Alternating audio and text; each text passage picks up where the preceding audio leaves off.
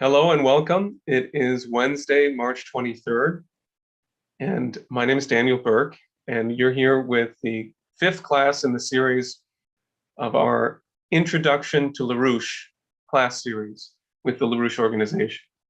So I'm really happy that Christopher Sare is going to be giving us a class today about the American system. And so we have some people listening on Zoom who are very much welcome after Chris's presentation to raise questions, to make comments, and we'll bring you on by audio so people can hear what you have to say. I will also be monitoring the YouTube channel and looking at the live chat to see what questions people might have there. And we'll be working at this through at least about the next 90 minutes. So thank you very much, Chris. And please go ahead. Okay. Great. Well, what I wanted to present tonight is a sense of American history, starting from actually the time of Nicholas of Cusa. And I think it's really critical to recognize that the American people have been robbed of historical knowledge, and it's a real disaster because if you don't know history, you don't know how you got here and what the fundamental issues are that face mankind. And I was fortunate enough to join this movement as a very young man. And recognized quickly that in my education, I didn't get American history at all. And I think if people are honest with themselves, they're going to realize that they don't know much about history. Most people don't know much about history. You hear a couple of things, you have a certain outlook on things, and you think that you know something, but you really have to study. There's been a number of there's a lot of excellent writings in our literature over the course of the last 50 years covering many topics of history.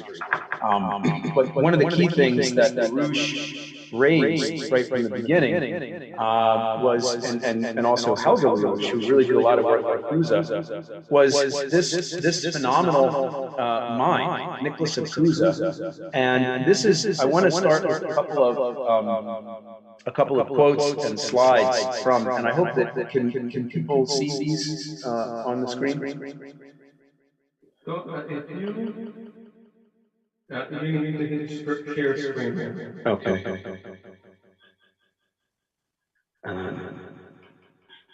It's not popping up. Okay, let me make sure that you have what you need. 1 moment. Sure. Oh, there we go. Okay.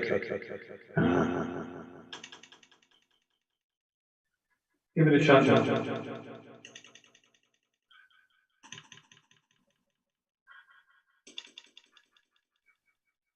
All right, and it's slideshow. Okay. All right, let me just minimize this. Okay. So sorry about the technical difficulties here. So this is from Cusa's Confidencia Catholica from 1433. Which is really remarkable if you think about it. This is in what's now Germany. This is the Holy Roman Empire, and you can imagine when you read this quote that this is not exactly everybody's view of humanity at the time.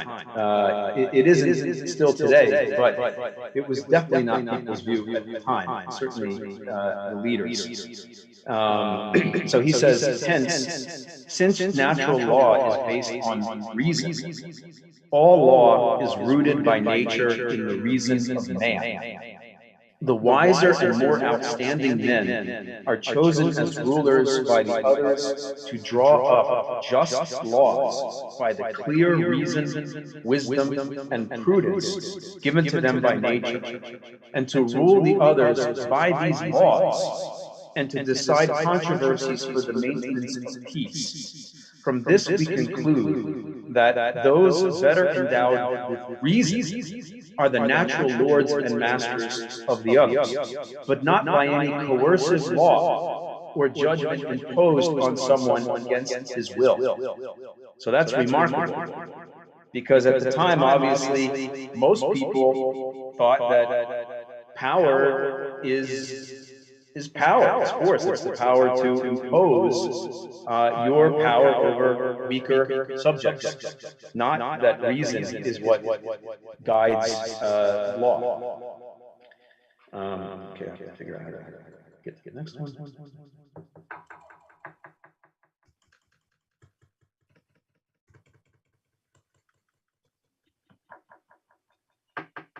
Down here. There we go. Great. Thank you.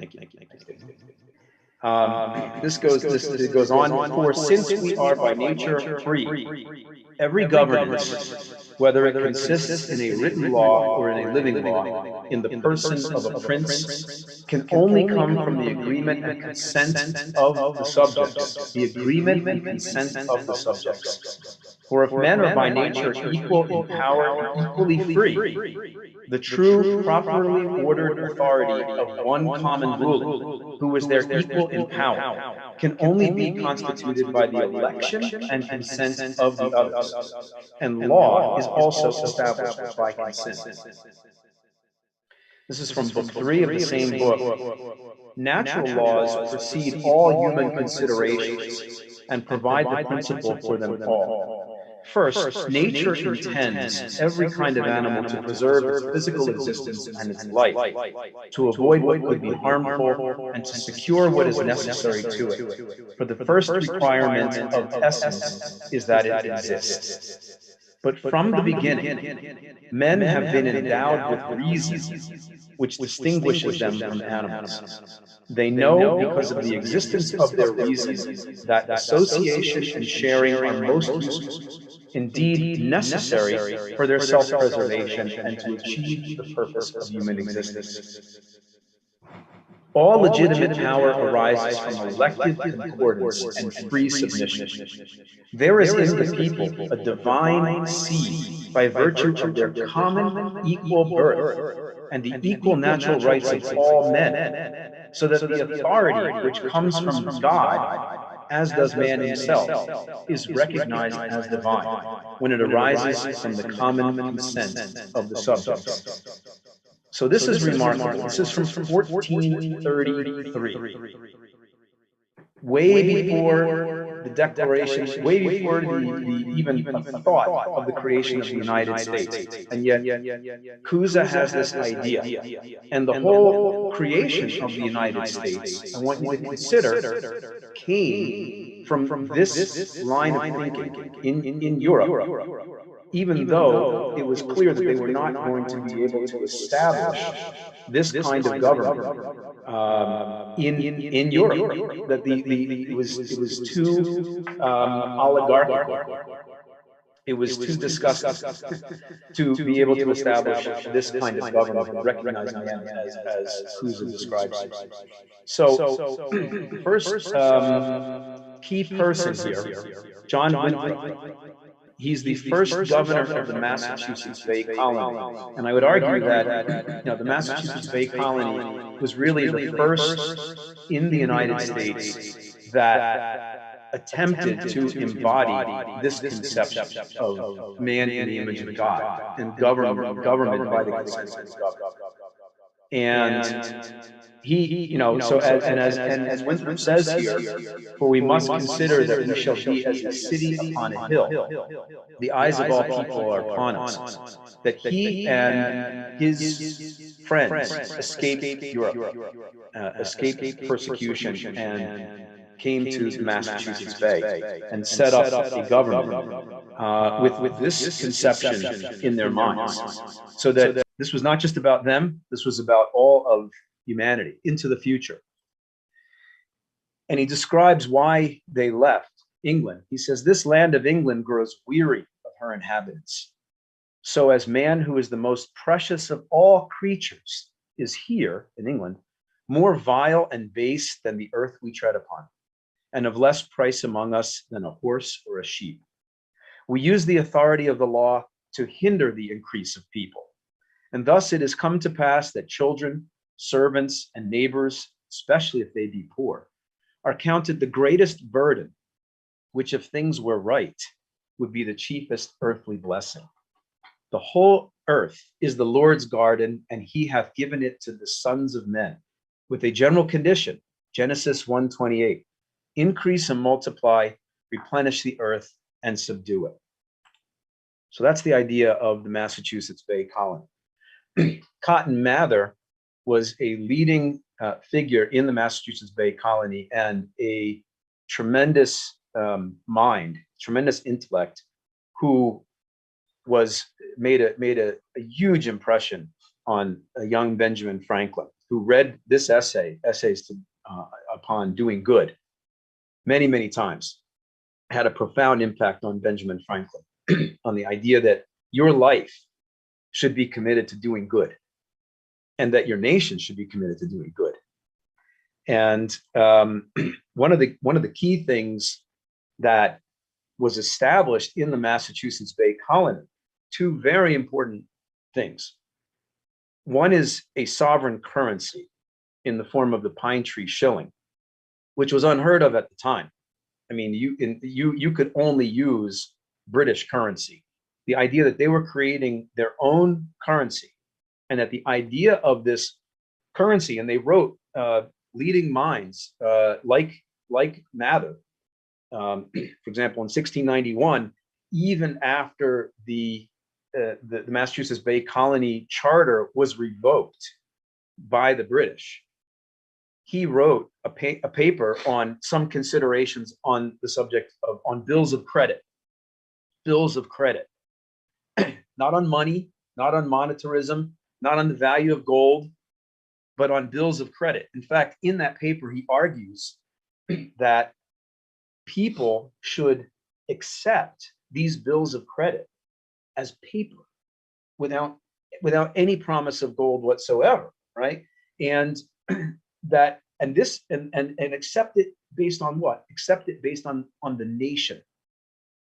And it wasn't even a nation, but it was, right? But the charter had been revoked. I mean, it wasn't a nation the way they think of a nation. It was an idea.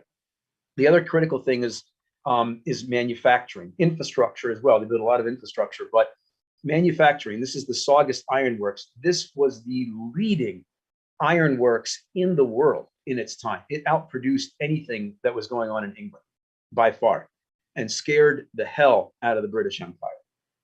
So these things were directly targeted by the British, and we'll see later they take action in the 1700s against these, as well as what they did to the Massachusetts Bay Colony.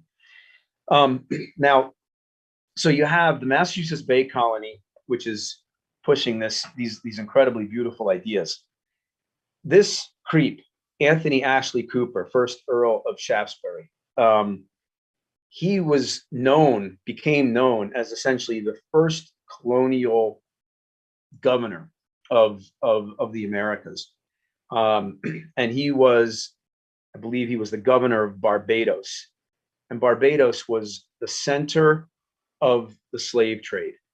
And what they did was in 1660, there was a restoration of the Stuarts. There was a civil war in England. You had the Cromwell government before them, but in 1660, the Stuarts are restored. And you have Charles II, James II. These guys founded the Royal Africa Company. And the Royal Africa Company ran the slave trade. They ran the slave trade from Africa into the Americas. Barbados was primarily a sugar plantation. You also had, mainly sugar cane. But what they began to do was they set up the Carolinas. And this creep here, John Locke, who everybody, they're told that he basically wrote the Declaration of Independence, if you listen to what people say, right? And in fact, there was an argument later in the writing of the Declaration of Independence that it would be life, liberty, and property, as opposed to life, liberty, and the pursuit of happiness. And we'll discuss this a little more. But Locke was a good friend of this Earl of Shaftesbury, and he wrote the Constitution of the Carolinas in 1669. And you see in here, this is just a little section of it. A leet man, a landless serf, slave, shall be under the jurisdiction of the respective lords of the said seigneury, barony, or manor, without appeal from him. Nor shall any leet man or leet woman have liberty to go off from the lands of their particular lord and live anywhere else without license obtained from their said lord, under hand and seal.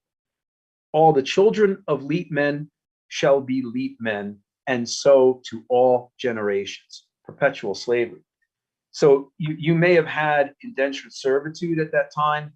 There were people that agreed to go into indentured servitude just to get into the Americas, right? Just to get over.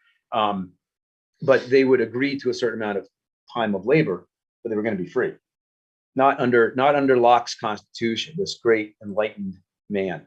How do I go backwards? Sorry. Oh well. We can do it. Yeah.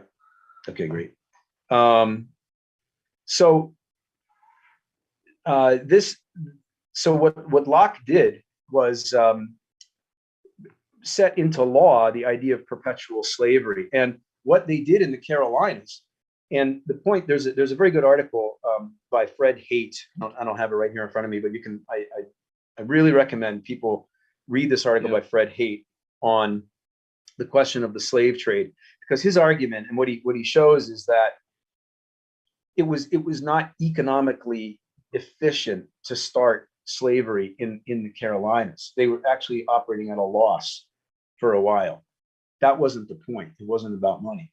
It was about instituting slavery in the New World as an idea, as a disgusting idea, in order to sabotage the potential for this Republican outlook to take root, as you saw in the Massachusetts Bay Colony.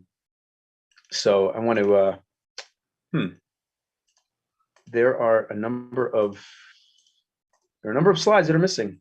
I'm not quite sure why.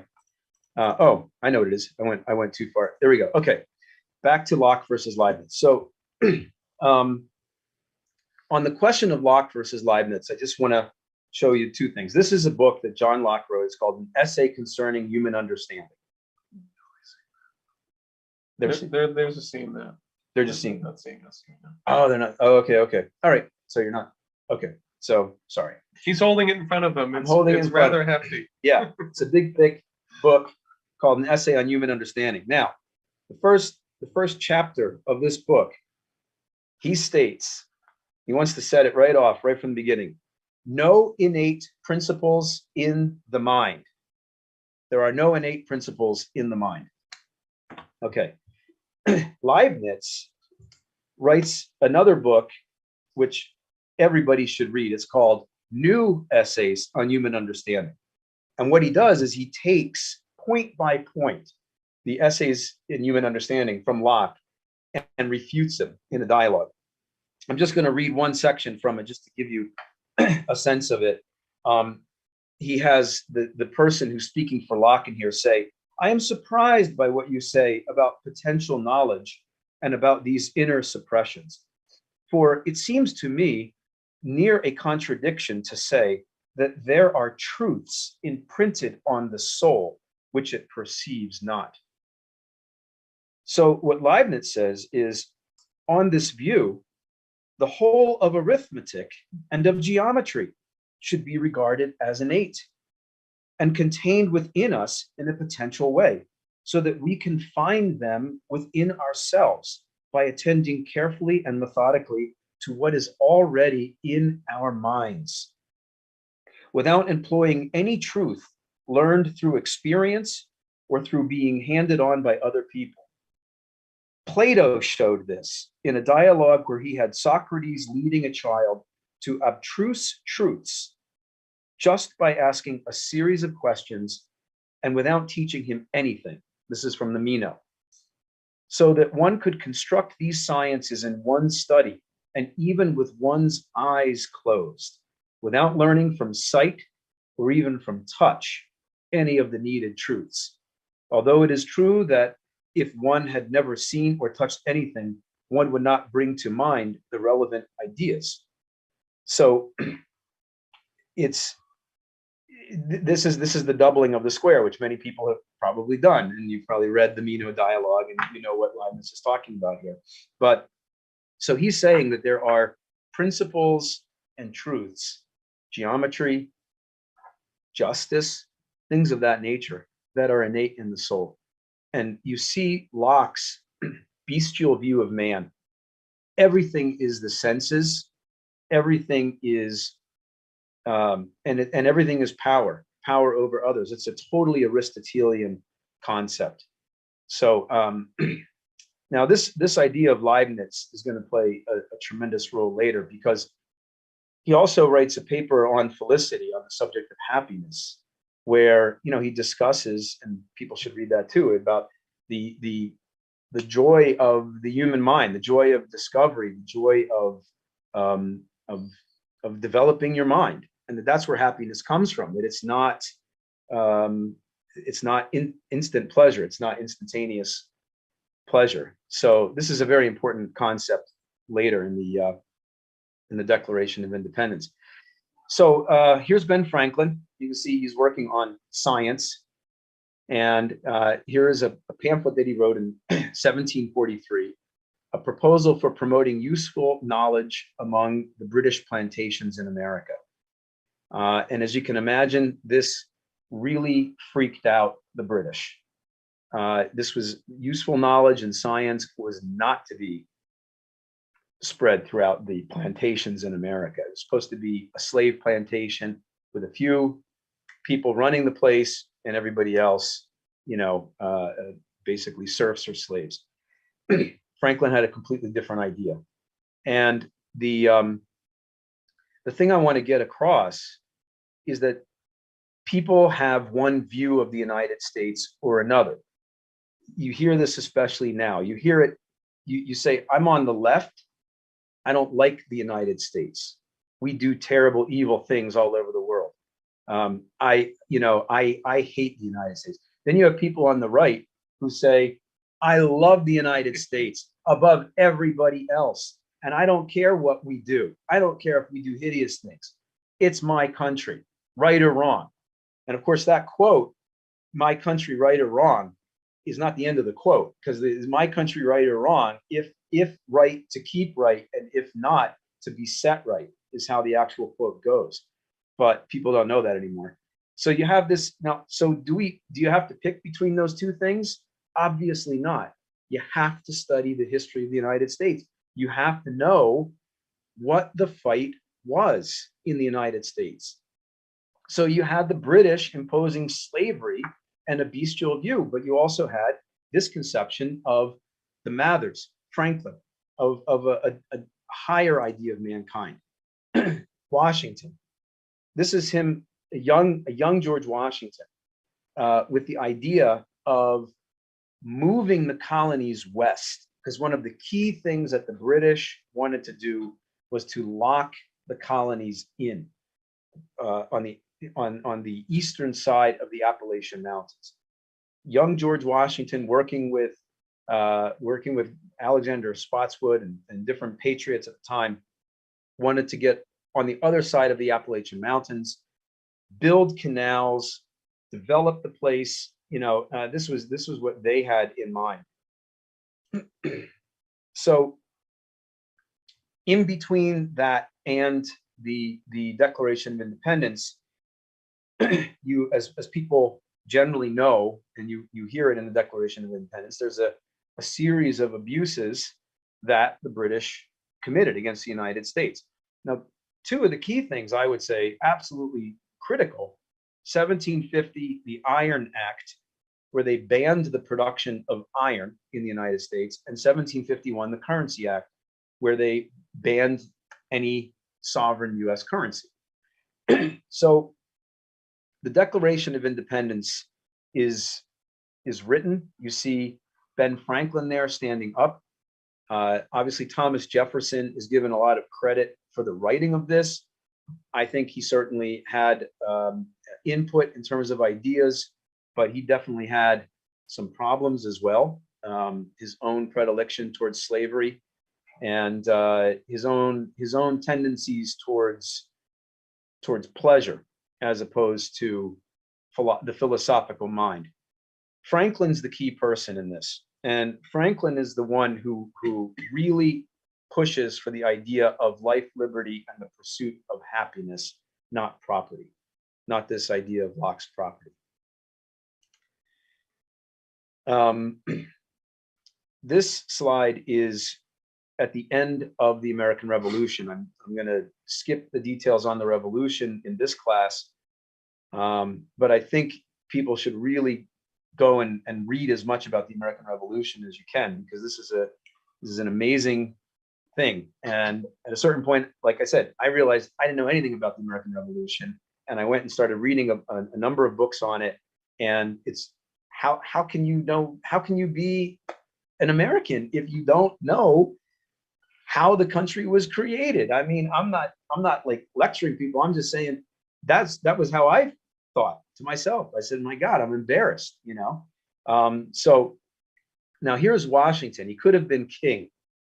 He won the revolution. He could have been king at this point. And what he does is he resigns his commission as General George Washington in Annapolis on December 23rd. And by December 25th, 1783, he is back in his home in Mount Vernon with Martha having Christmas dinner, basically saying, I've done my thing here, you know, leave me alone leave me alone. He gets called back, obviously, many times, but this is, he gets called back to be president. And, I will just say that it's interesting to look at the fact that he was not elected president as any party. There were no parties. The Federalist Party didn't exist. That came later. The Democratic Republicans didn't exist. He was elected because of his value as a leader, because of his courage, because of his commitment to principle, and he was elected unanimously as the first president of the United States. And he said, this was to the Pennsylvania legislature. He said, it should be the highest ambition of every American to extend his views beyond himself and to bear in mind that his conduct will not only affect himself, his country, and his immediate posterity, but that its influence may be co-extensive with the world and stamp political happiness or misery on ages yet unborn. So that's the weight that he had in his mind of what the United States had to become, with its imperfections. But nonetheless, that was the role that the United States was going to play. So there was a fight. Before he was elected president, there was a fight over the Constitution, the ratification of the Constitution. Here's the preamble, which is very, very important. We, the people of the United States, in order to form a more perfect union, establish justice, ensure domestic tranquility, provide for the common defense, promote the general welfare, which is a critical clause in the preamble, and secure the blessings of liberty to ourselves and our posterity, do ordain and establish this Constitution for the United States of America. And here's a clause which is attacked mercilessly by Confederates and Wall Street bankers.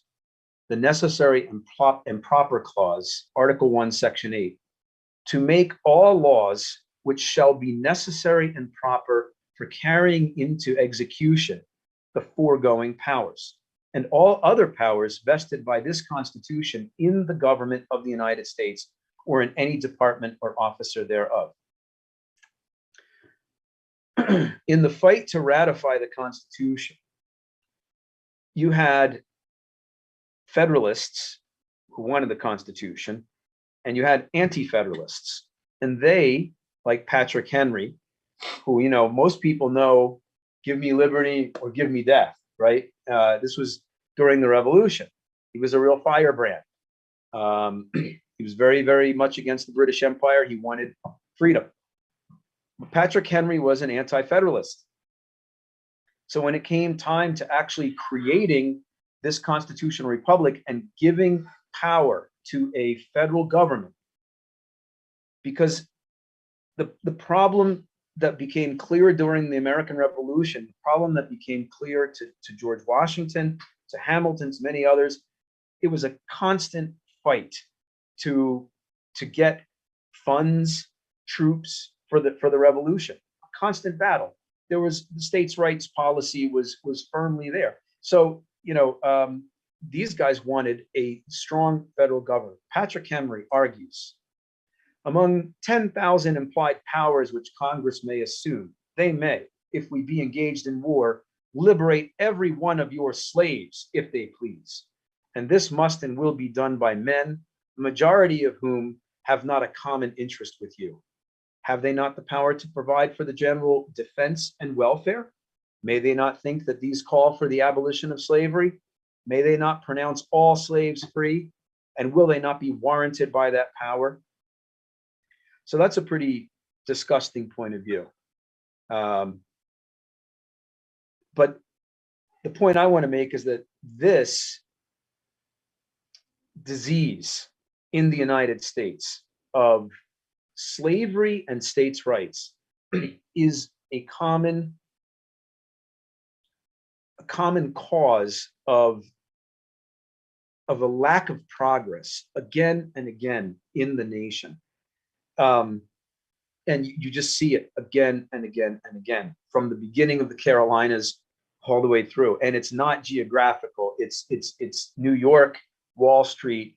They're as much involved in running the slave trade as the South, and in all kinds of other despicable things. So now here's a gentleman I just want to introduce. A lot of people don't know him. He's an interesting person. He's from New York, and he's one of the key people that later promote the Erie Canal. But I bring him up right now because I want to show a quote from him in his memoirs. During the Revolution, he takes a trip to the South, and he's absolutely appalled and freaked out by living conditions in the South, by slavery and the living conditions of everybody in the South. And so when he gets back to Pennsylvania, he says, the contrast so obvious and so strong in the appearance of these farms and of the Southern plantations will strike every observer and can be imputed to but one cause. Here, we witness the impulses and results of honest industry, where free men labor for themselves. There, we see the feeble efforts of coerced labor performed by the enervated slave, uninspired by personal interest and unimpelled by a worthy ambition. These distinctions are perceptible even between Maryland and Pennsylvania, separated only by an imaginary line. Alexander Hamilton, who grew up on a plantation in the islands, who despised slavery and was one of the key people in 1785 that organized the Society for the Manumission of Slaves, he became the first Treasury Secretary of the United States. He was an American Revolutionary War hero, very, very critical in the Battle of Trenton, for example, and also later in the Battle at Yorktown. But he was the first Treasury Secretary of the United States. And all throughout that time, during the American Revolution, he was thinking about banking and how to create a sovereign currency and the credit system. So he organizes the idea of a national bank. So you have going back to the idea of Massachusetts Bay Colony, a national bank, a sovereign currency, and most importantly, the principle of credit. And he argues this general principle is inherent in the very definition of government and essential to every step of progress to be made by that of the United States. namely that every power vested in a government is in its nature sovereign and includes by force of the term a right to employ all the means requisite and fairly applicable to the attainment of the ends of such power, and which are not precluded by restrictions and exceptions specified in the Constitution, or not immoral, or not contrary to the essential ends of political society. This is the paper that he's writing to President Washington. Why does he have to argue for the constitutionality of the national bank? Because Thomas Jefferson, the Secretary of State, and the Attorney General, I forget his name right now, but he's from Virginia. Is it Randolph? Anyway, I forget his name right now. But they're arguing against the right of a nation to have a national bank. They're saying it's not in the Constitution. It's not there. It wasn't written in the Constitution. Meanwhile, these guys they were at the Constitutional Convention. Hamilton makes the point that James Madison, who was there, who helped to write the Federalist Papers with Hamilton, remember, right? He was all for a national bank. And Hamilton points that out to him. He says, you were for a national bank. What happened to you? You know, so, and a lot of these guys, they're, okay, Washington's from Virginia. Madison's from Virginia. John Marshall's from Virginia. James Monroe's from Virginia. We're going to get to them. So it doesn't, you know, location's not the issue, right? There was a principle of these people, Marshall, Washington, of the power of the sovereign nation and a strong central government to defend the general welfare and promote the general welfare of the people. So a bank is critical to that, but he has to argue for it because they're basically saying, no, can't have it. How do you have a credit system without a national bank? You can't. Well, Washington agreed. And on February 25th, 1791, the first national bank of the United States was chartered. It was given a 20-year charter. So next, Washington takes on the question of manufacturers. And what he says is, we have to promote manufacturers in the United States. We need to use the power of the government to promote manufacturers, because otherwise the British are going to dump cheap goods on the United States. And Washington, from the time of the 1760s, recognized on his farm this dumping of cheap goods, the dumping of very low quality garbage that he was paying more and more and more for it, where finally he said, forget it, I'm not going to import anything from England, we're going to produce everything right here. That was in the 1760s. So Hamilton says this is an important section which gets at where wealth comes from. To cherish and stimulate the activity of the human mind by multiplying the objects of enterprise is not among the least considerable of the expedients by which the wealth of a nation may be promoted. It's not slave labor. It's the stimulation of the activity of the human mind. It's science. It's progress. It's lifting people up from being brutalized and animal. Nothing wrong with labor, but you want to free human beings from hard labor more and more so that they can use their minds. And that's what scientific and technological progress does. He says it is not uncommon to meet with an opinion that through the promotion of though the promotion of manufacturers may be in the interest of a part of the union, it is contrary to that of another part. That's what the slaveocracy would argue. They don't have our same view. The northern and southern regions are sometimes represented as having adverse interests in this respect.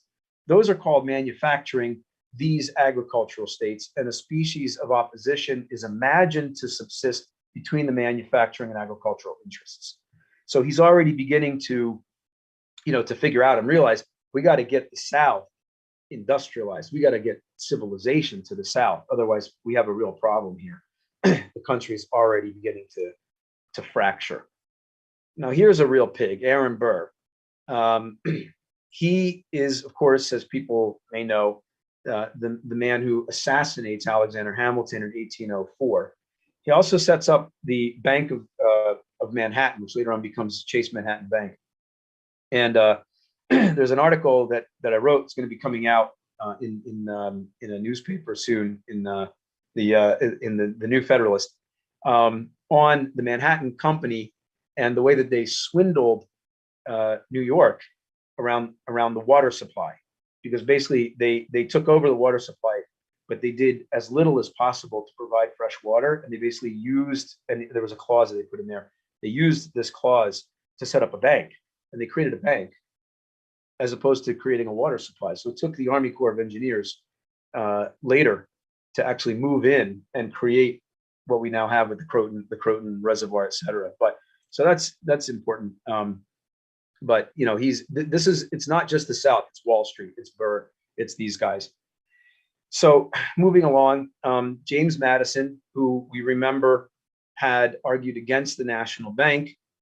Well, he becomes president, and in 1811, he has a chance, he has the power to either extend the charter of the bank or crush it, and he crushes it, 1811. And the United States begins to go into a real tailspin economically. And you have of course, the War of 1812. You have a whole period. I can't go into the details here, but you know, people should look at this. And we just barely make it out of this war. I mean, it's really, really close. Because of John Quincy Adams and his brilliance in the Treaty of Ghent, he saves us. And Monroe Madison basically leaves Washington, D.C. When the British burned down D.C., he and Dolly hightail it out of there. And James Monroe is left to be not only Secretary of State, but Secretary of Defense, essentially, and acting president at that time. And he rallies the nation at that time to defend itself from the British. So there's a real difference between these two. But I point out this gentleman here to his right, John Calhoun. Now what happens is, after all of this with the war and everything, Madison realizes that he had made a terrible mistake. And so the Bank of the United States, the Second National Bank, is proposed, and he reinstates the Second National Bank in 1816. At that point, Calhoun, who is not a states writer yet, he gets broken later. He proposes the bonus bill, which effectively says any bonus in that national bank should be directly invested into public works, into internal improvements in the United States, canals, railroads. I mean, railroads aren't a big thing yet, but you know, internal improvements, roads, et cetera, et cetera. National road. There was a bill to create a national road. Monroe, unfortunately, vetoes the bill to create the national road. He's not quite clear on things yet, but he's not wholly a states writer in his thinking. And he develops over his 8 years in the White House very, very interestingly. His first inaugural address, you'll see some important things in here. Other interests of high importance will claim attention, among which the improvement of our country by roads and canals, proceeding always with a constitutional sanction. So he puts that in there because he's basically, what he's arguing is that you have to have a constitutional amendment to have the federal government. He's for it, but you got to have a constitutional amendment for the federal government to build internal improvements. So it holds a distinguished place. By thus facilitating the intercourse between the states, we shall add much to the convenience and comfort of our fellow citizens. And of great importance, we shall shorten distances, and by making each part more accessible to and dependent on the other, we shall bind the union more closely together. So there's a very important idea in terms of the development of the nation as a whole, the South, the North, the West, as it's developing. Our manufacturers will likewise require the systematic and fostering care of the government.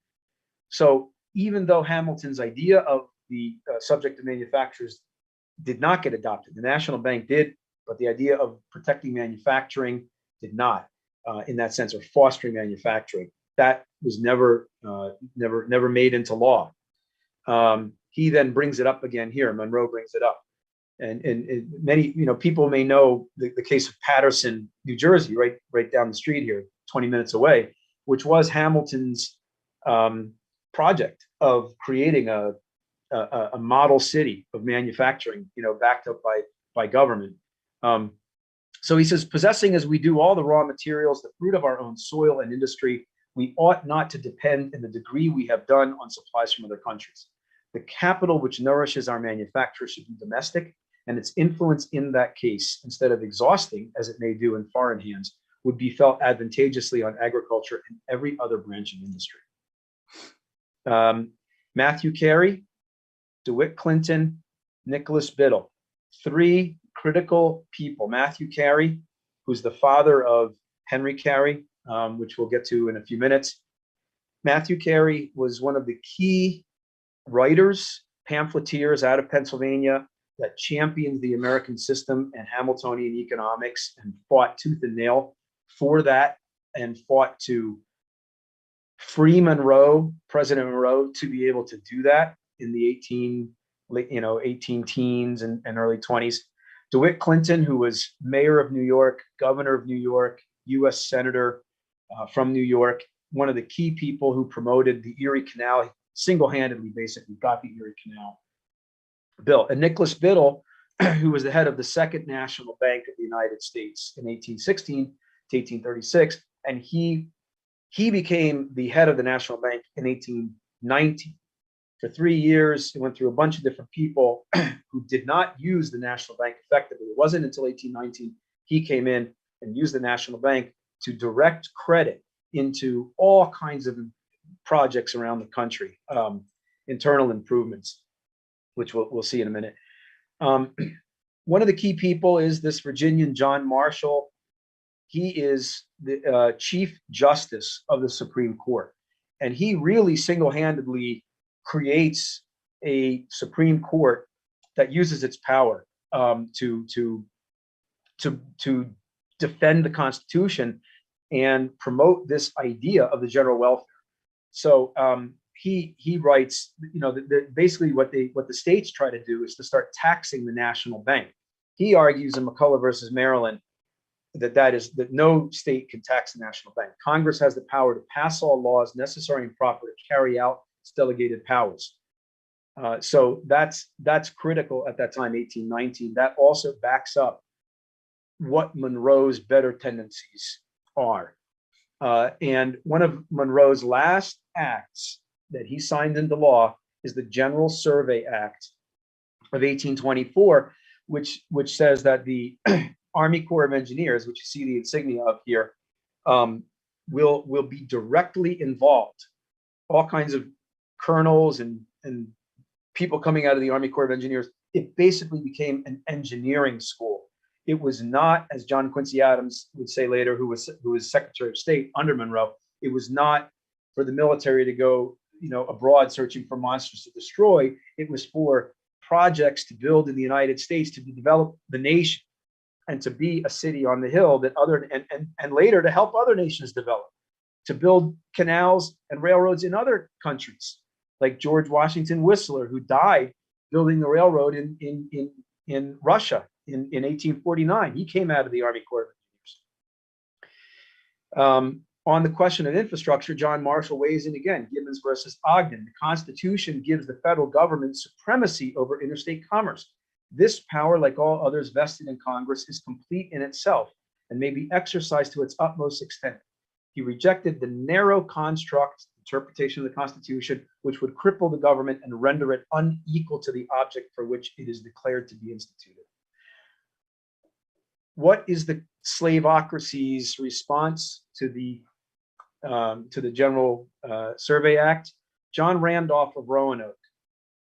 If Congress possesses the power to do what is proposed by this bill, they may emancipate every slave in the United States. How stupid is that? I mean, aside from the evil of slavery, you're going to impoverish the entire South by denying them the right to develop and progress. This is this disease, and you see it in the United States now. People again and again saying stupid things that are that are backward and evil towards other human beings, but are also backward towards themselves. And you see Americans do this all the time. This is what we're constantly fighting against in organizing people. John Quincy Adams becomes president. Unfortunately, he's only president for 4 years.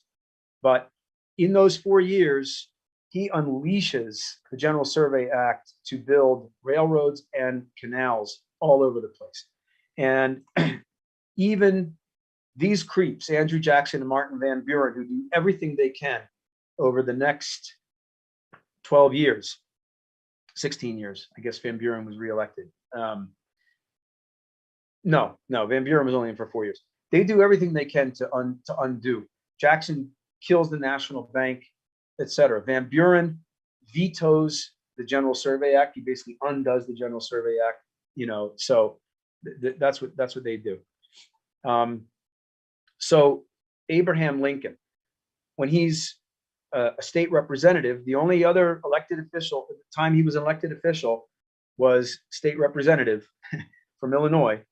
And he champions the idea of internal improvements, national banking, etc., high protective tariff. Later on, when he becomes president, as soon as he becomes president, you have this slaveocracy break from the nation, and they know what's coming, and the bankers know what's coming because on December 3rd of 1861, Lincoln gives a speech where he basically lays out an American system approach, and even with the idea of the greenbacks, a sovereign currency again, because when the National Bank was destroyed, you had 1,400 banks in the United States issuing money.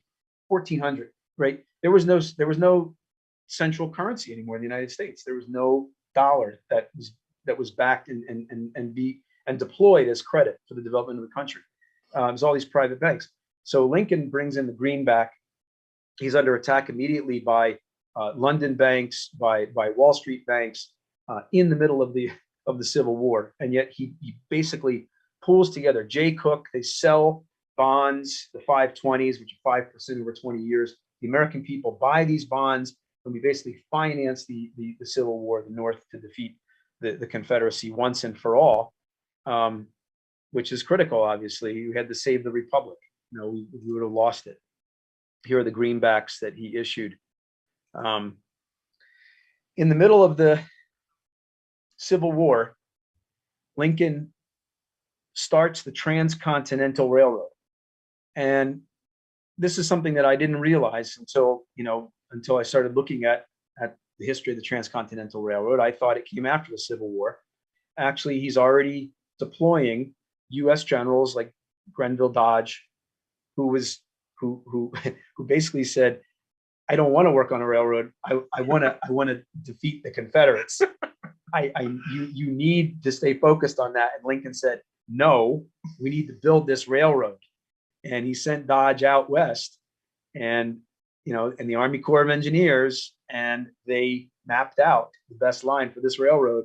And obviously, it didn't get completed until 1869, and it really picked up steam after 1865. Even though Lincoln was assassinated horrifically, this was completed in a big way in those 4 years. But it was started in the middle of the Civil War, because Lincoln was concerned that not only the South would secede, but also California could secede.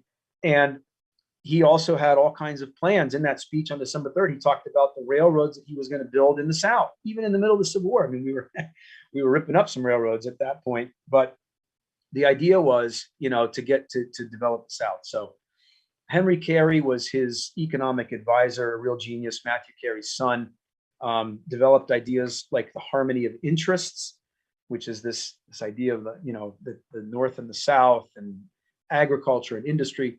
There's a harmony of interest between these things. And he was the genius behind the industrial development that took place in a massive way. The Centennial Exposition of 1876 is the culmination of everything. This is the 100-year anniversary of the United States, obviously. And there's a huge celebration in Philadelphia. U.S. Grant is the president, and he says at the opening of this, "My countrymen, it has been thought appropriate upon the centennial occasion to bring together in Philadelphia for popular inspection specimens of our attainments in the industrial and fine arts, and in literature, science, and philosophy, as well as in the great business of agriculture and commerce, that we may the more thoroughly appreciate the excellencies and deficiencies of our achievements, and also give emphatic expression to our earnest desire to cultivate the friendship of our fellow members of this great family of nations. The enlightened agriculture, commercial, and manufacturing people of the world have been invited to send hither corresponding specimens of their skill to exhibit on equal terms in friendly competition with our own. To this invitation, they have generously responded. For so doing, we render them our hearty thanks." So here's a concept of the United States. We develop science and philosophy and literature and industrial and fine arts, and we welcome the world to come in a friendly competition.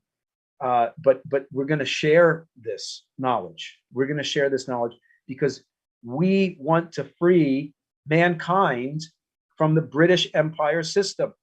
We are the unique nation that can do that. German Chancellor Bismarck, coming out of this period of the centennial, says the success of the United States in material development is the most illustrious of modern times, because it is my deliberate judgment that the prosperity of America is mainly due to its system of protective laws. I urge that Germany has now reached that point where it's necessary to imitate the great tariff system of the United States. Well, he's quickly overthrown. This is Alexander II, Trans-Siberian Railroad. He frees the serfs in 1863, right at the same time Lincoln abolishes slavery and starts to build, with Mendeleev and Sergei Witte and others, begins to build the Trans-Siberian Railway. He's assassinated. Sun Yat-sen, who is a student of Lincoln, he develops a whole concept of internal improvements of China right around the same time. So what's the British answer to this potential cooperation between France, Germany, Russia, China, the United States? Hanito from France talking about building railroads north and south, east and west in Africa. What's their response? World War I. They pit Europe against each other.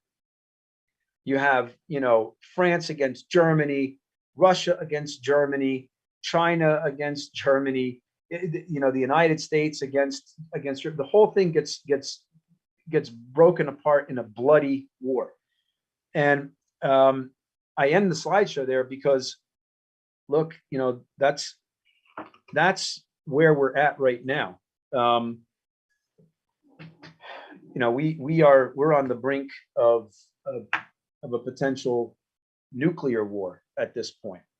And, there's very, very ominous things that occurred today in terms of NATO and NATO threatening to get involved in this, and the State Department saying that Putin has committed war crimes, officially saying this. You only say that if you intend to take action about it. And of course, you have the war crimes that we've created, that we've committed in Iraq and Libya and Syria, one country after the next over the last 20 years. The American people, they're just focused on this one thing now, as if there's no history behind it. And I'm just saying that because you have to know history, and we have a job to do. We have to get the American people to know history. This pamphlet, which the LaRouche organization put out, myself, Richie Freeman, and a number of other people helped to put this together. And there's a section, the history that was stolen from you. I really recommend getting this, reading it. It's not the be all and end all, obviously. It's an organizing tool that you could use, for other people. So that may have taken a little longer than. No, that was perfect. Okay, great. Thank you, Chris. That was fantastic. Sure, good. Yeah. Why don't we have you move over a little bit? Okay. And then I hope that a lot of people have some questions or comments to raise at this point. And so I'd invite you to begin to type those into the YouTube chat, type those into the Zoom chat, or actually, of course, in Zoom, what we would prefer would be if you would raise your hand, in which case we will bring you in so that you can speak up. Jose, if you're there, I want to make sure that part of it functions. That might be a little thing we have to deal with. But anyway, please engage in the conversation and share with us what your questions are to Chris. And in terms of getting this and getting the chance to read Chris's article in full, you can do that on the LaRouche.org, on the LaRouche organization website. And there's also a way to sign up there, in which case we can send you copies that you can use. Yeah, you can get extra copies to use to organize. You can download the PDF. You can send out the PDF. Okay, well, I'll wait for some questions to come in. And in the meanwhile, I find it very striking when we spoke on the phone, you said the overarching thing that people have to understand, which you communicated in the presentation, is the image of man. Mm-hmm. And how that plays out, that's actually the issue of slavery, and that's the fundamental question today. So I'd like to ask you to speak a little bit more on that, including on how, like, if someone says to me, well, what does infrastructure have to do with your image of man, for example? People use that term infrastructure and say that, or to return to this question of liberty, give me liberty or give me death. Like, why is it that people think that they should be free from government action? Why do they think it has to do with their own, human freedom to be free from government-directed credit to develop big projects? Yeah, well, I think this is the disease that you see represented in the Confederacy and in Wall Street. It's a disease. It's a worship of money and instant pleasure, and that is your question of your fundamental view of man. I mean, as LaRouche used to say, we're all mortal. We're all going to die at some point, right? We're not going to be here forever. So what do we contribute to mankind? What do we leave behind that contributes something? A government. I mean, George Washington left something behind. He left a government that could continue to exist into the future and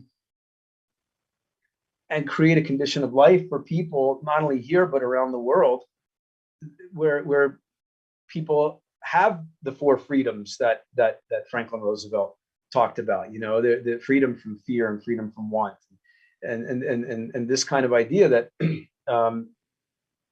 slavery is abolished in the United States, but is it really? I mean, people are still slaves. You're a slave to a corporation. You're a slave to, you're working and working and working, and you have inflation kicking in now, and you can barely make ends meet. And when do you get a chance to think? When do you get a chance to watch your daughter play the violin? When do you get a chance to go out and play with your son? You don't. It's so I think, I mean, that's one level of it. When are you free to be a citizen of a republic? When are you free to be a scientist? When are you free to be an inventor, to produce? We don't have infrastructure. If we're not building infrastructure, I mean, obviously the reason they don't want to build or don't care about building infrastructure is because they don't care about improving the conditions of the average person. I mean, look at China. China's building railroads all over, not only China, but all over the world. They're building railroads in Africa. They're building railroads into Laos, into one country after the next. And the population is getting happier and happier because they have a sense of a bright future. They have a sense of the nation building things, and that their kids are going to live better than they did, and their kids' kids are going to live better than their kids did. And that's what you want. that's what it is to be human. Thank you. I have a follow-up to that, which I'll save for later. But we do have a contribution from our friend Linda Everett. So, Jose, I'm going to ask for your help here. I hope that you're available too. Okay, very good. Linda, you're unmuted. Go ahead and speak up. Thank you, Chris. It's beautiful. Actually, very exciting. We've read about this and we know about it, but it's so removed from current history. It's like the nation has completely forgotten who they are. Yeah. It's just insane that we don't have our hands on this at all. But there's a second question. Who in the world, the world looks at us, who remembers us as such? That is the nation, right? I mean, maybe China. So we used to recognize ourselves, but the world also, other nations recognize us for this history, as we know in China and whatnot. Maybe you can speak to that. I don't know, but we really certainly have to find a way to get back to it. Yeah. I mean, I can't, I don't know exactly. I would imagine that there are people in the world, in Russia, in China, and other nations who know some history, probably know more American history than we do. It wouldn't be hard, but that do older people too, in those nations that would remember John F. Kennedy, maybe remember through their parents, Franklin Roosevelt. I mean, there were times that we were good. There were times in recent periods when we were good. And I think that there are people who study history, and I think that there are people who they still think of the United States as good, even though we've really done a lot to destroy that image in the last 50 years with the murder of Kennedy. Really, I mean, we've really fallen short of our mission and our high idea. But I think that there are people in the diplomatic world who remember what the United States is supposed to represent, who are looking to us. And I know that there are people in our movement that are organizing in the diplomatic world as well, to say, hey, look, there is this America. It did exist, and we are the torchbearers for that America right now. So don't give up hope. Work with us, because we're going to reignite that in the American people. Well, I want to remind people that it was the Russian government under President Putin that I believe it was, okay, so it's 2007, the 125th anniversary of Franklin Roosevelt's birth. I'm sorry, not birth. They exactly, okay. They commemorated the 125th anniversary of FDR's birth, and they had tremendous events and public discussions on the #1 news channels in Moscow and in Russia, about the role of Franklin Roosevelt. So that's not that far removed.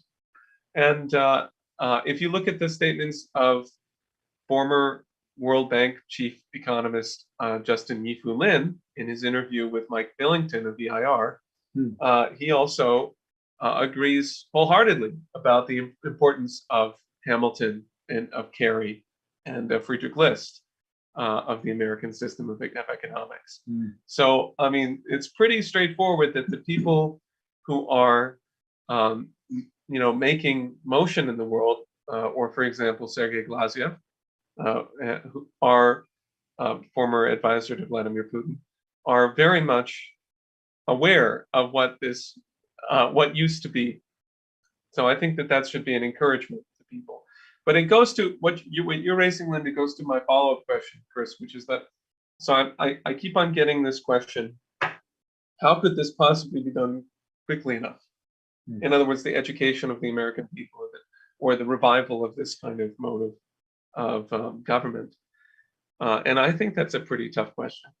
Could I ask you to answer that? Yeah, I mean, it's a tough, it's a tough question. I think one thing that often helps people to become smart is when they're scared about something. I mean, they can become smart if there are people there to help them out.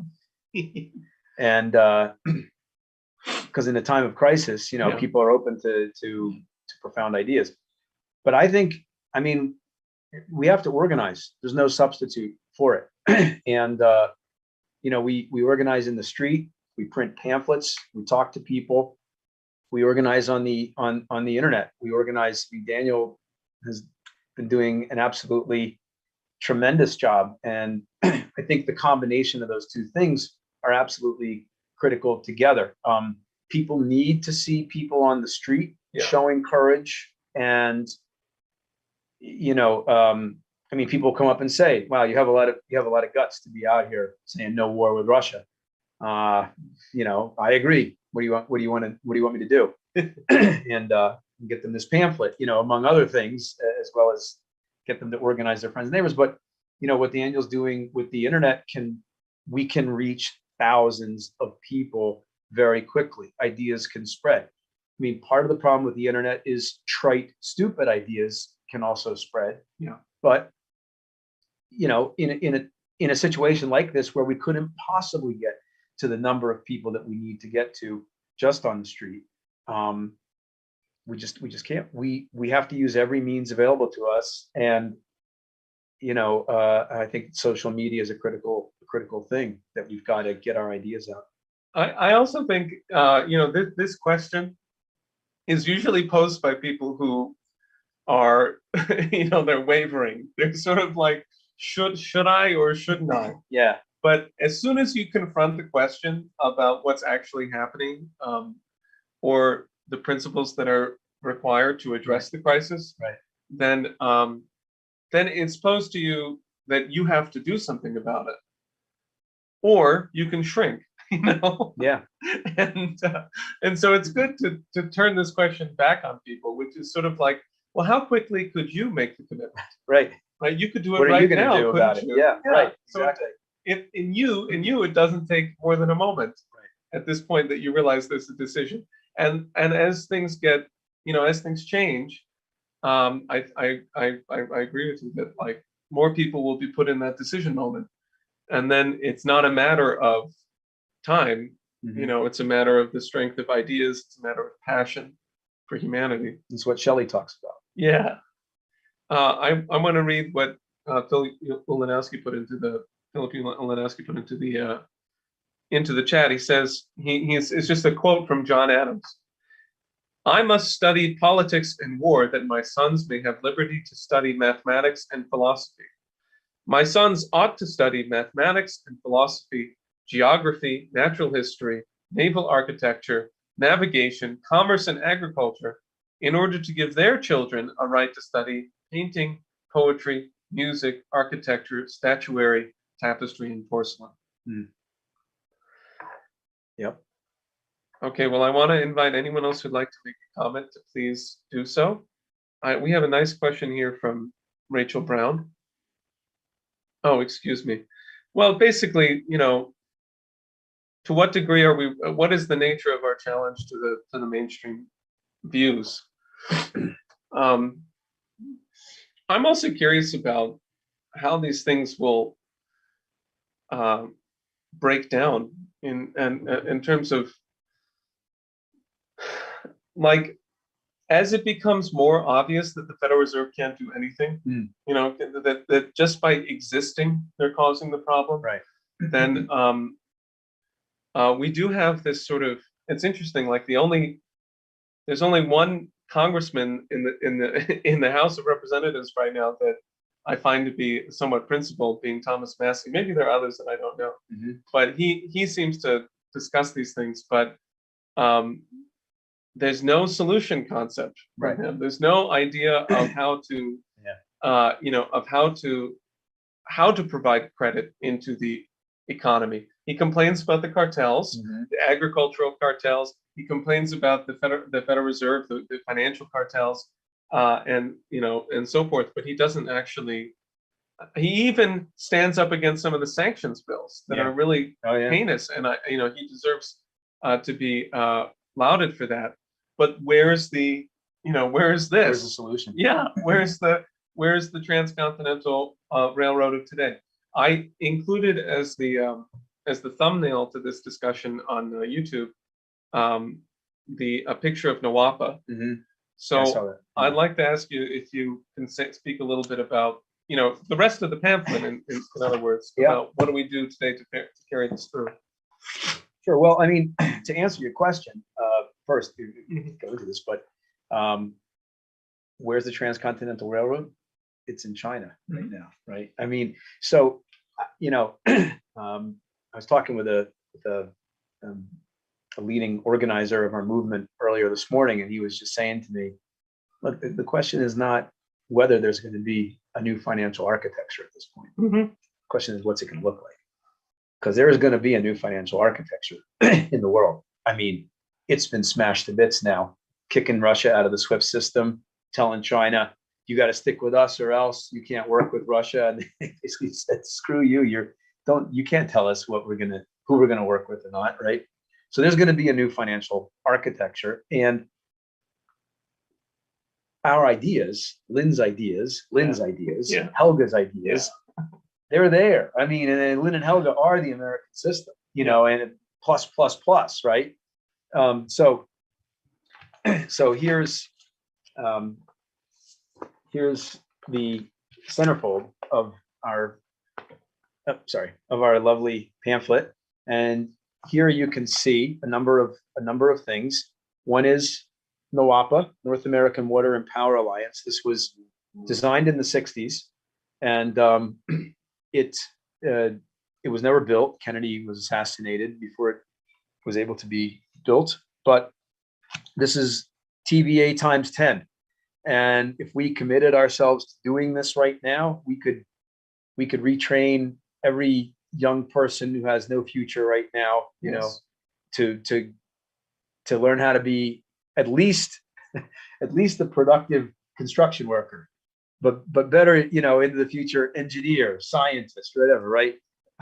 Railroad that we could build all across the country. And here, this railroad here, linking across the Bering Strait, where does that go? Well, that goes to Russia, to China. And so the Russians have already said that they will put up their half of what it costs to build this railroad. They said it years ago. The question is, what's the United States going to do? If we start thinking like John Quincy Adams, Lincoln, FDR, Kennedy, we could do this. So let's get these ideas circulating, and know that we may not have a congressman which knows what to do, but we have heads of state around the world that know what to do, and they're doing it. So we're not operating in a vacuum. We're just in the United States right now, and we gotta figure our way. That's why we need certain new U.S. senators. Yes, well, there is a U.S. senator that LaRouche organization, the Senate candidate that they have endorsed, and that happens to be my wife, Diane Sare, and Joel DeJean for Congress in Texas, and any other candidate that jumps in the race who we can legitimately support, because they're not just against something bad, but they're actually going to fight for the solutions, because that's what's so lacking right now. Jimmy Dore, any of these people you listen to, I mean, his analysis may be spot on, but it's depressing as hell because there's no solution in what he's saying. Helga LaRouche is laying out a solution of a new security architecture between nations, and it's based on economic development. Yes, it's not the absence of war. It's based on the good. It's based on economic cooperation. Well, we're coming to the end of our hour and a half, and I want to make sure anyone else in the Zoom who would like to has a chance to raise a question. I saw one hand up, but it seems to have gone down. Or to make a comment, you're welcome to. Two just went up. Oh, good. Okay. So let's go straight to that. And while I'm pulling people up, okay, we have something from Stephen Rendon, who I know had his hand up earlier. If you could help out Jose, make sure that people can hear him. Go ahead, Steve. If you need to, I think you need to unmute yourself. Yeah. Okay, great. Well, thanks a lot for this presentation. I think that it's the exact thing that we need to internalize when we organize for Lens 4 laws. I think clearly you focused a lot on you might say law, the second and third laws, the national bank and the credit system. Mm-hmm.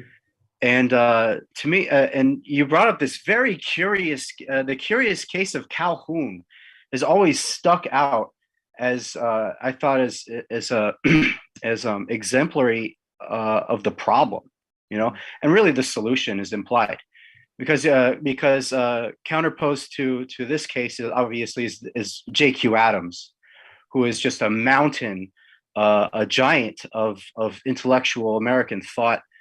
And what he was able to do in 4 years dwarfed maybe what many could do in maybe even in eight. So, but the case of Calhoun is interesting because he did, as you mentioned, he said that he hadn't turned yet at a certain point, and that he was actually a certain giant, and out of the South, even no less, right? So, yeah, but what did we find out about him? That he could play a good role surrounded by good leadership. But we found out something interesting in 24, when in 1824, when the story is, I'm not sure about this, you might be able to correct me, is that he felt slighted, and personally slighted in this presidential election. I think he got second place, and he was overlooked by a deal which brought J.Q. Adams in over Jackson, who actually got first, maybe, because it was split. It was the era of good feelings, you might, and so there wasn't just two candidates. So anyway, you clearly saw him degenerate, got nasty, and there's something more. There's something more internal, and it goes to Daniel's question earlier, which was the nature of man, and truly, who are we, or who are you as an individual who intervenes, or just to be right, or just to say the right thing, and even if you are doing the right thing, when you're really challenged, who are you as an individual to view principle, and to not degenerate into this truly disgusting human being that Calhoun degenerated into. So maybe something from this lesson you might be able to speak on for us as we consider our principled individual reality here. Well, I think you pretty much stated it. I mean, yeah, Calhoun, he gets terrorized by by others in the slaveocracy, and they run an operation on him around fear of slave revolts, and he breaks down. But it's a lot. Look, a lot of these people are imperfect. Henry Clay is definitely imperfect. He's a great leader in certain aspects, but he also feels slighted that he never becomes president. I mean, the point is, people should, some people need to become president. There's no question about it, right? I mean, but you should do the good that you can do in whatever position you're in. And if you have to put yourself in another position, it's necessity. Washington was, they call him the indispensable man. I mean, he came back because of necessity, again and again and again. He could have been king. He walked away from that. He became president, and it was out of necessity. And I think that's the kind of humility that people have to have. That you're serving mankind. You're serving your fellow citizens. Thank you. Thank you. We also have, and thank you, Steve. We have a question from Kate. Kate, are you going to bring up Adam's question? If so, go right ahead. I had one of my own too, but if there's time for it, we could start with Adams and then just Okay. Why don't I read? I think we get a little bit of time, right? Yeah. Okay. Let's read Adams, and then we'll go to Kate, and you can pose your question, and maybe we can answer both of them together. Adam says, is it important now to advocate a federalist vision of the United States more than ever, rather than be tempted by ideas of giving the states more autonomy? And then Kate, why don't you go ahead? Yeah, sure. My question might be a little abstract, but what I was thinking with your presentation, especially since things like the Nixon shock in the 70s, what are there things you can point to right now that you'd say that we have of this foundational idea of America apart from just its history? Like things either like in our industrial base or in our culture still that, you know, might seem obscure at first, but that you can still see sort of the presence of these moments of the goodness of America. We still have an Army Corps of Engineers. A lot of our locks and dams around the country are maintained by the Army Corps of Engineers. We still have the Tennessee Valley Authority. You know, and we still have Lyndon LaRouche. We still have Lyndon LaRouche. We still have our movement. So we have our movement. I would say that in terms of some external thing. I'm trying to think, you know, really not much. We've really gone down the Wall Street hole since the assassination of Kennedy. I mean, we have NASA. We have Artemis. We had that more under President Trump. There was a revival. He may have lacked understanding of what it really is, but he had enough of a gut instinct that, you know, he thought it was important to revive it. So we do have NASA. We have some scientific capability. We have fusion research going on in the country. We have Princeton Plasma Physics Lab. We have Los Alamos. We have some things. Part of the problem with these things is that, and you know, they're not political. We've always had that problem in organizing, the organizing of the Fusion Energy Foundation. You know, you'd go to a guy running a nuclear power plant and you'd say, they're about to wipe you out, you know? And if they wipe you out, the future's gone. We're not going to have power. We're not going to have science. We're not going to have technology. And he would say, I'm not political, you know, I'm just not a scientist, you know? And it's like, come on, man, you know, you're the frog being boiled in water slowly, you know, wake up.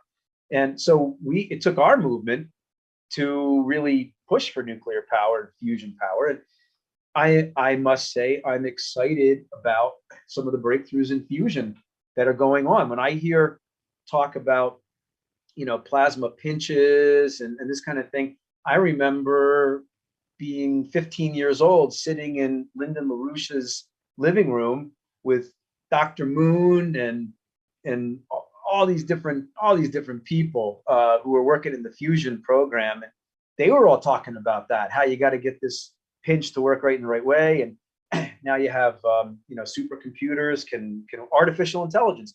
There's a useful thing that AI can do, is they can very, very quickly figure out how to create the right configuration of a plasma so we get fusion. You know, artificial intelligence will never be intelligent because it's not, you know, it's a logical system. Only human beings will be intelligent. But so there are some developments going on. And again, I would keep an eye on China and what the world is doing. But in the US, we've definitely lost a lot of that. But I do think that it's in the American people. I really do. I mean, you saw it with Trump. As imperfect as he was, you saw what people were voting for. They voted for they voted for rebuilding manufacturing. They voted for ending these wars. They voted for peace with Russia and China. You know what he was talking about when he first got in, and then he got smashed by the neocon. Doesn't mean that people still don't want those things. So I think, you know, who was it Trump's base? No, it was our base. It was people we've been organizing for the last 40 years around how to save the country. So we have to organize the American people. It really is up to us. And how about to Adam's question on the states versus the Oh, federal yeah. system? There are states' rights. I mean, there are things that only the state, well, that the state has a right to do, but they're limited. I mean, you know, I think, well, part of the problem is we need a national mission again. The problem is that Joe Biden's national mission will kill us, right? This Build Back Better thing, it's a national infrastructure plan, so-called, but it will kill us because it's green. So it's a difficult situation right now, because on the one hand, you have people who say they hate the federal government. Well, that's because the federal government is doing insane things like Build Back Better, right? Were people against NASA when Trump was proposing Artemis? No. Were they like, you know, Ayn Rand freaks who said, no, that's big government? No, they said, no, we're going to go back to the moon. That's exciting. So, you know, I think it's a very complicated situation right now, because people are looking at what national programs are, and they're horrible, but there's no substitute for a national program. There's no substitute for a national credit system or a national bank. Parts, you know, 2 and 3 of Lynn's 4 laws. We have to do that. And that is effectively what the Chinese are doing. I mean, they are using a credit system. So I think that's also much to the point, in terms of, I mean, just the change, the necessity for a rapid change, because you can't cover up the successes of a nation of over 1 billion people for that long. Right. You know, you just can't do that. Right. And I don't care if they're spending $500 million to slander the Belt and Road Initiative. It's not, I just don't believe that this can be thoroughly excluded from the minds of the American people. Of course, depending upon action of our movement and people who would work with us towards that end. Yeah. Yeah, that's why I thought this pamphlet, Becoming U.S. Economic Miracle, on the New Silk Road. You know, we did pick a rather polemical title of it, I think. And there's something, you know, also this video, which Peter Muller did, which is really tremendous, which I would, you know, to the extent that you can circulate this, I think we have to get it more prominent on the website, on the new website. Maybe people have seen our new website. We're going to make this more prominent and circulate it. But this is a beautiful video of 1932 caliber, if you remember the reference, which, you know, a video that was ripped away from us by certain people we won't talk about right now. But anyway, this is a great video, and it's of a similar nature. Well, I think it'd be great to take a final question here from the inimitable Neil Martin, a modest scholar of the American system of economics. Yeah.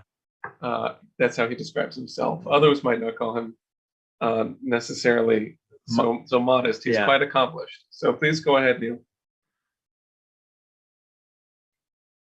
Can you? Hi. Neil, yeah. I was just wondering, I learned about the machine tool principle from LaRouche, but in the 19th century, there's only one political economist who actually talks about the machine tool industry and also the history of it. And his name is John Lord Hayes. And he wrote a pamphlet in 1879 called American Textile Machinery, Its Early History characteristics, contributions to the industry of world relations, to other industries, and claims for national recognition, right? And in this pamphlet, he says the machine tool sector is the key for national independence. And something like this is not going to be said by free traders or Marxists. So I just wanted to know if you had any more leads to the machine tool history in the United States in the 19th century. I don't. I mean, I'd love to read that paper. If you can send it to me, I'm at ChristopherSare@gmail.com. I'd love to read it. I mean, you know, I had the chance when I was down in Mount Vernon to see George Washington. You've probably seen this before, George Washington's granary, and it was developed by Oliver Evans, who developed these, you know, they were wooden machines, but nonetheless, it was completely mechanized. And Washington built this. He had it built on his plantation, but on his farm, because it really, he really didn't want a plantation. He wanted a farm. He wanted a modern, technologically more and more advanced farm. Eli Whitney, with the idea of interchangeable parts. I mean, all of these things are obviously critical in terms of the development of the industrial capability. And I think Grant, refers to these things. But in terms of a specific, like where you're saying the machine tool principle, the way that Lynn would talk about it, I don't know anybody else that talks about it that way. And it's fascinating that you uncovered this gentleman, because that's really where the mind transforms your productive capacity and frees human beings, the way that Philip Ulanowski, described John Quincy Adams' view of a growing economy over 3 generations, or a changing economy, and therefore the changing of how humans live. But sorry, I don't have any more on that than you, but send it to me. Yeah, the scholarship continues. I'll send it to Daniel, and Daniel can send it to you. Okay. Surely. Okay, it's been a lot of fun. Thank you very much, Chris. Thank you. Thanks for having me. Definitely fun. I think we got to keep doing more and more with the material that you presented. So I'm sure that we will.